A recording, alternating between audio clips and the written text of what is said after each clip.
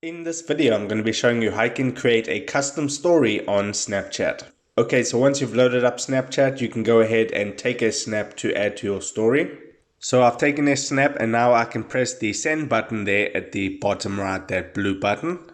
And now you can see where it says stories on the right hand side of that, it says new story with a little plus icon. Tap on that. And now you have two options. You can create a private story where only you can post, or a custom story where friends can post. So those are the two types of custom stories, and for this example I'll create a private story, and then you want to select the friends who can view that story. So I'll select these two and then you tap on create story. Now you can give it a name. I'll just leave it like that. Tap on save. And now I have a custom private story, and you can repeat that process and create a custom story if you want.